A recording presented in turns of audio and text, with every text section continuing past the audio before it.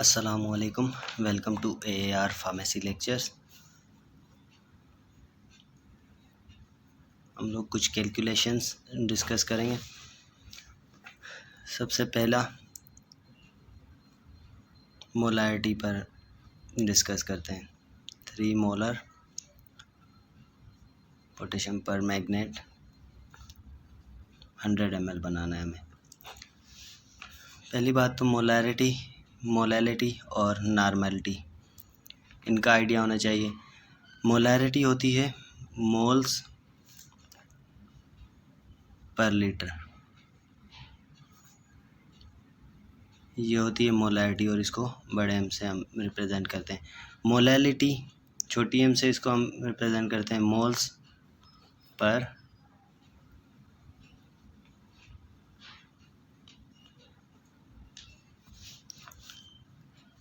Thousand gram या KG भी इसको हम कह सकते हैं, मोल्स पर केजी।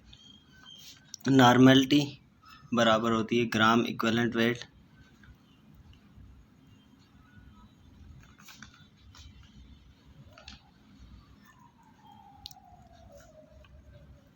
इन 1 लीटर सॉल्वेंट। अब सबसे पहले हमें 3 मोलर पोटेशियम पर मैग्नेट बनाना है। तो मोलर बनाने के लिए मोल्स अगर हम पोटेशियम पर मैग्नेट के लें तो इसका मोलर मास है 158। पोटेशियम का जो है 39, 55, मैंगनीज़ का, ऑक्सीजन एक का 16 है। 4 के मल्टीप्लाई करें तो हम 64, टोटल ऐड करें तो 158 बन रहा है। अगर 158 ग्राम हम पोटेशियम पर मैग्नेट डिज़ोल्व करें इन 1 लीटर तो ये हमारे पास बन जाएगा 1 मोलर। अब हमें बनाना है 3 मोलर, तो 3 मोलर के लिए हमें क्या चाहिए, 3 को मल्टीप्लाई करेंगे 158 से, ये हो जाएगा हमारे पास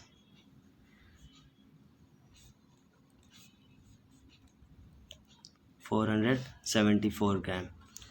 474 ग्राम पोटेशियम पर मैग्नेट अगर हम डिज़ोल्व करें 1 लीटर में तो ये बन जाएगा हमारे पास 3 मोलर। अब 3 मोलर ये था 1 लीटर मीन्स 1000 ml, हमें बनाना है 100 ml, तो हमें चाहिए 474 gram for 1000 ml। How much quantity, उसको हम जो है एक्स ले लेते हैं, कितनी हमें जो है ग्राम क्वांटिटी चाहिए 100 ml के लिए।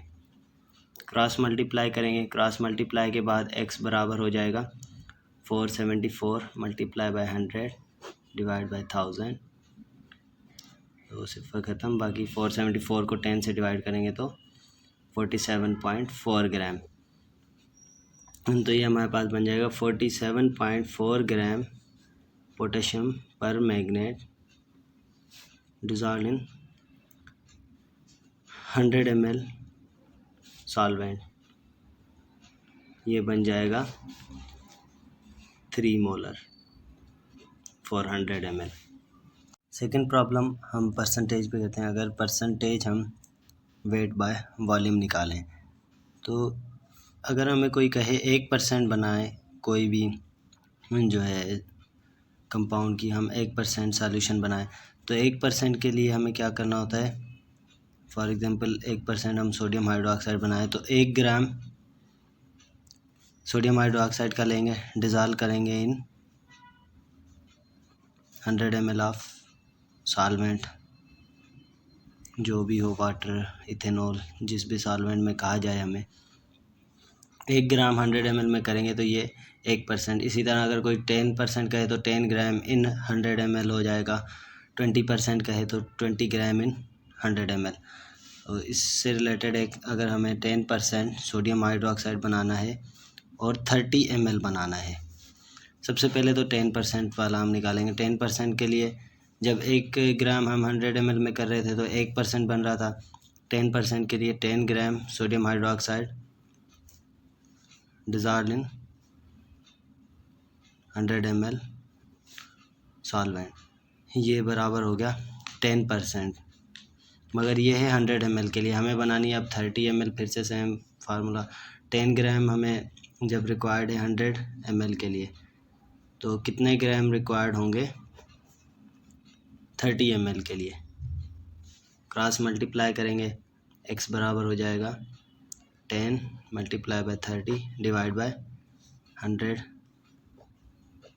फिर कैंसिल, ये कैंसिल आउट, तो x बराबर आ जाएगा 3 ग्राम।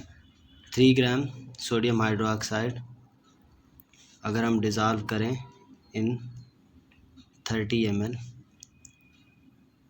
सॉल्वेंट, तो ये बन जाएगी 10%।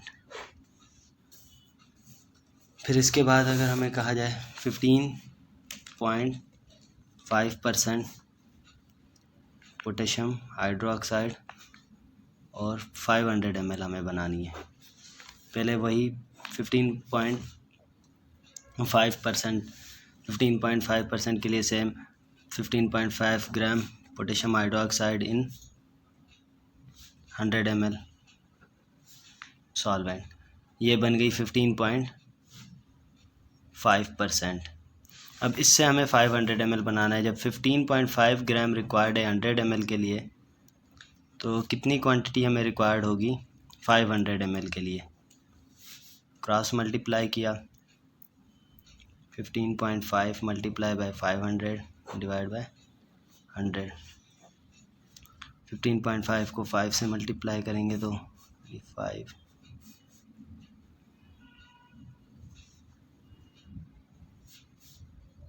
77.5 आ जाएगा इसका आंसर, 77.5 ग्राम। तो इसको हम लिखेंगे 77.5 ग्राम पोटेशियम हाइड्रोक्साइड इन 500 ml सॉल्वेंट, ये बन जाएगा 15.5%।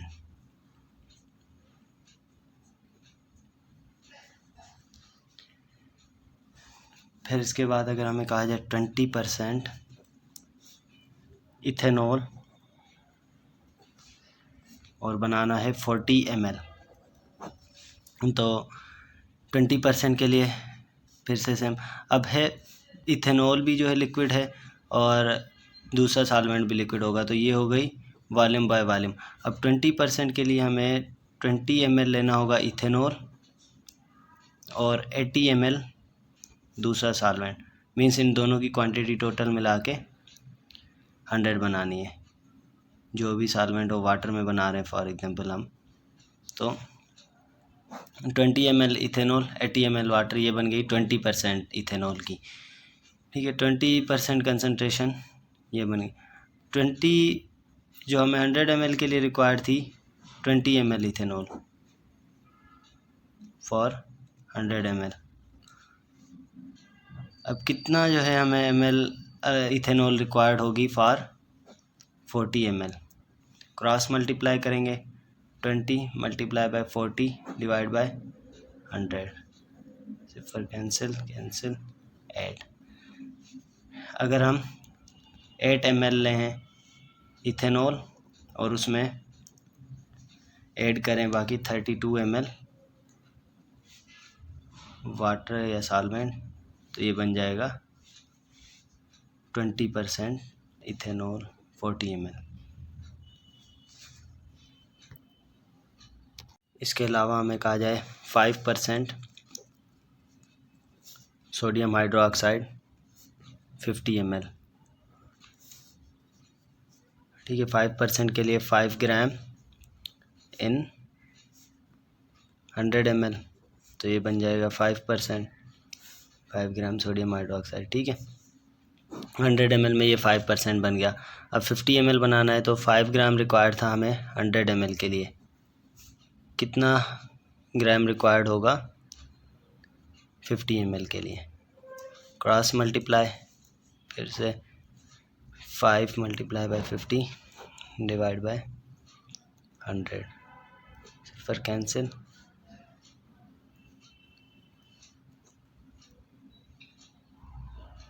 ये हो जाएगा 2.5 ग्राम। ठीक है, 2.5 ग्राम हमें रिक्वायर्ड होगा, तो लिखेंगे 2.5 ग्राम सोडियम हाइड्रोक्साइड इन 50 ml वाटर, ये सॉल्वेंट ये बन जाएगा इक्वल टू 5%। इसके अलावा हमें 17.5% दिया गया है सोडियम हाइड्रोक्साइड, बनाना है 100 ml, तो ये तो सीधा ये बस 17.5 ग्राम सोडियम हाइड्रोक्साइड इन 100 ml सॉल्वेंट या वाटर जो भी हो हमारा सॉल्वेंट। और हमें मोलारिटी में 3 मोलर पोटेशियम हाइड्रोक्साइड बनानी है 350 ml। तो मोलारिटी के लिए सबसे पहले पोटेशियम हाइड्रोक्साइड का हमें जो है मोलर मास पता होना चाहिए। पोटेशियम 39, 16 और 1, ये हो गया 56 ग्राम पोटेशियम हाइड्रोक्साइड इन 1000 ml, ये बन जाएगा 1 मोलर। इसी के अभी हमें 3 मोलर बनाने हैं, तो 56 को मल्टीप्लाई कर देंगे 3 से,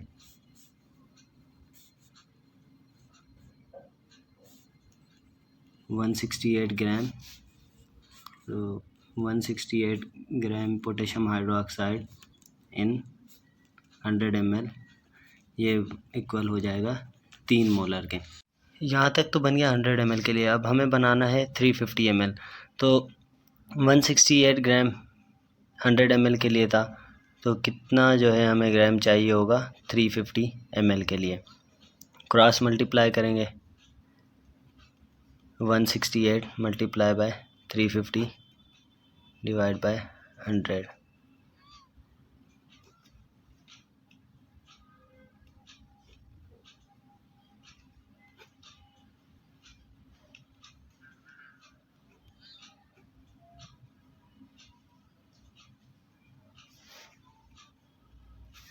सेवन 4 the 28,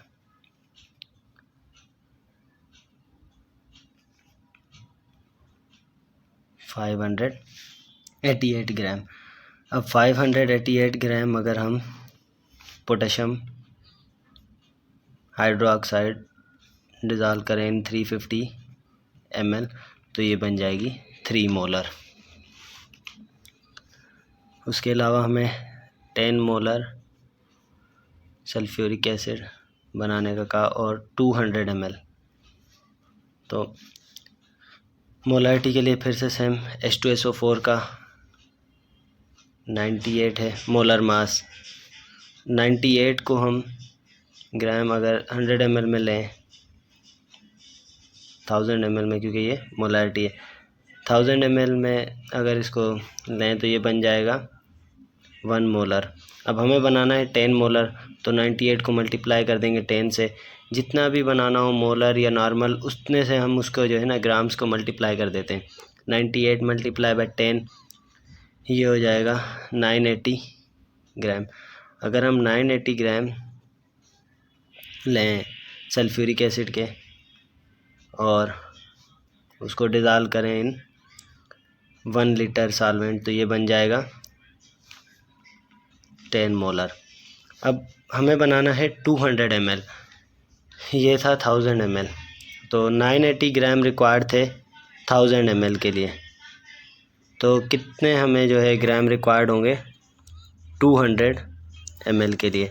क्रॉस मल्टीप्लाई करेंगे, x बराबर है 980 मल्टीप्लाई बाय 200 डिवाइड बाय 1000।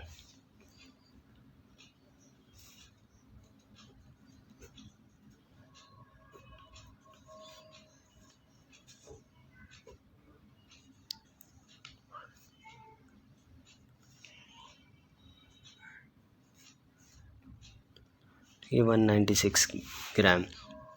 196 ग्राम अगर हम सल्फ्यूरिक एसिड डिज़ोल्व करें 200 ml सॉल्वेंट में, तो ये बन जाएगा 10 मोलर।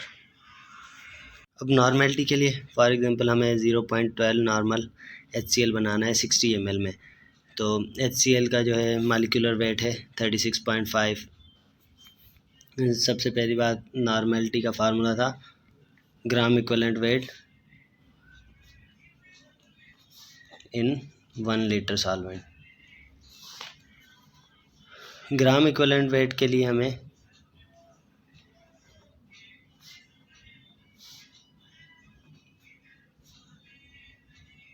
ग्राम इक्विवेलेंट बराबर होता है मॉलिक्यूलर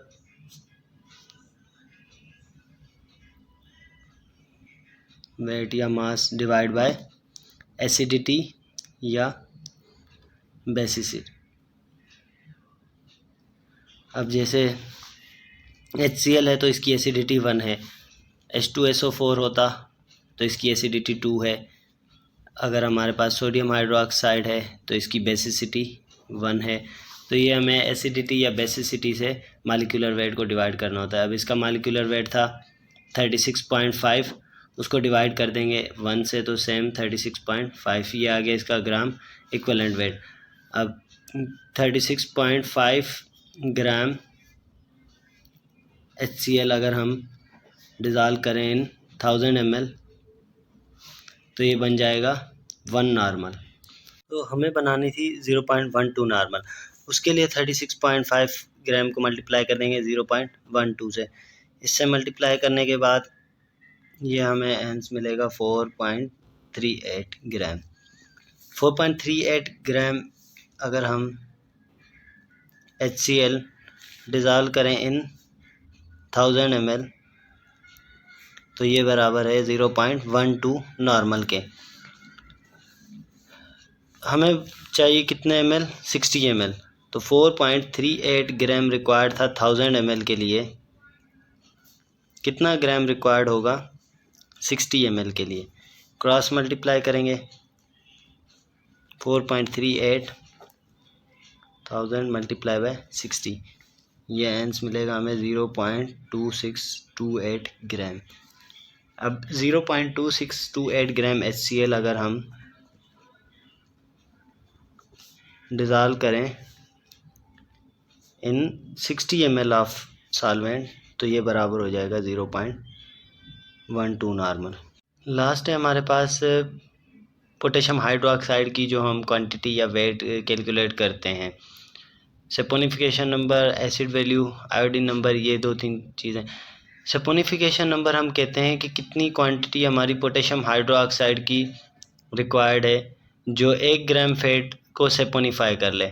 और एसिड वैल्यू कहते हैं हम कितनी क्वांटिटी हमारी पोटेशियम हाइड्रोक्साइड की रिक्वायर्ड है जो 1 ग्राम में फैट है उसके अंदर मौजूद फ्री फैटी एसिड्स को न्यूट्रलाइज कर ले। उसमें सैपोनिफाई होगा और इसमें न्यूट्रलाइज होगा।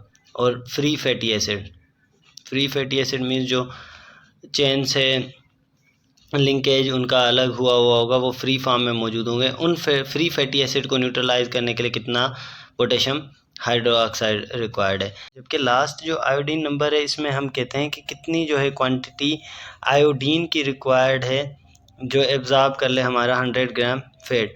मीन्स 100 ग्राम फैट जो है वो कितनी क्वांटिटी आयोडीन की यूटिलाइज कर ले, इसको कहते हैं हम आयोडीन नंबर। ये देता है सेचुरेशन और अनसेचुरेशन।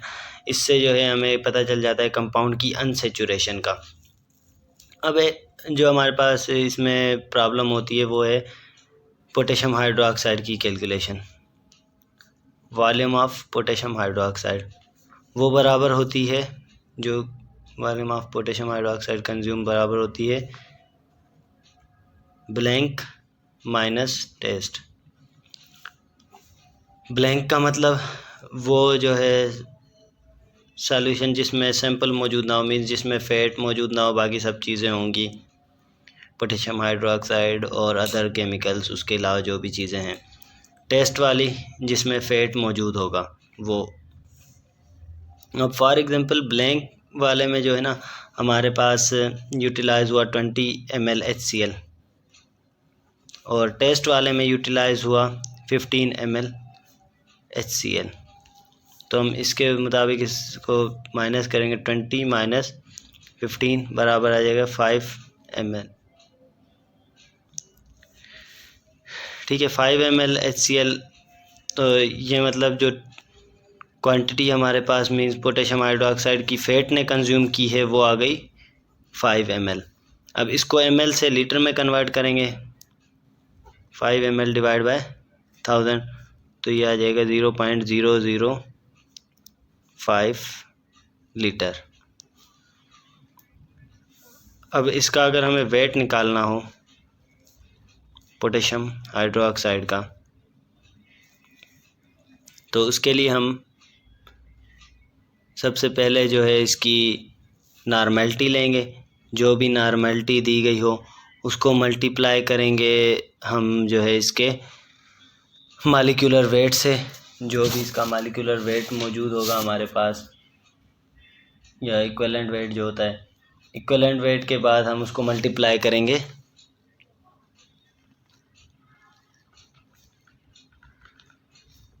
जितना भी जो है पोटेशियम हाइड्रोक्साइड कंज्यूम हुआ है।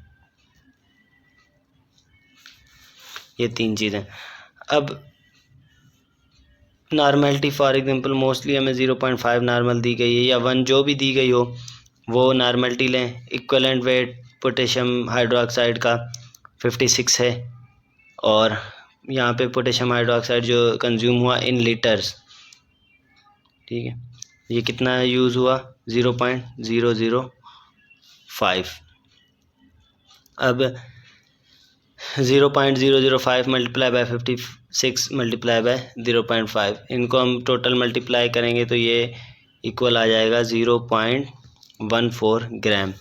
मीन्स जो वेट आया पोटेशियम हाइड्रोक्साइड का वो आया 0.14 ग्राम। इसको अगर हम mg में कन्वर्ट करें तो 0.14 मल्टीप्लाई बाय 1000, ये बन जाएगा 140 mg।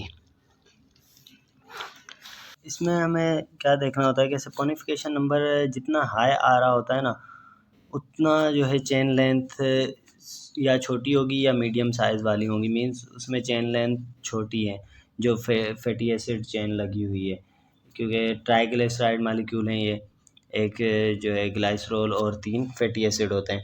तो फैटी एसिड की चेन लेंथ अगर छोटी होगी तो सपोनिफिकेशन नंबर या सपोनिफिकेशन वैल्यू हाई आ रही होंगी, ठीक है। जैसे जैसे चेन लेंथ बढ़ेगी तो सपोनिफिकेशन नंबर भी कम होगा, क्योंकि फिर जो है लिंकेजेस कम होंगे। लिंकेज कम, 1 ग्राम के अंदर लिंकेज कम होंगे तो पोटेशियम हाइड्रोक्साइड भी कम यूटिलाइज होगा। पोटेशियम हाइड्रोक्साइड कम यूटिलाइज होगा तो ये वेट भी कम आएगा। बहुत शुक्रिया वीडियो लेक्चर को सुनने का। फर्दर आप लोगों को कोई भी कन्फ्यूजन है तो आप लोग मुझसे पूछ सकते हैं।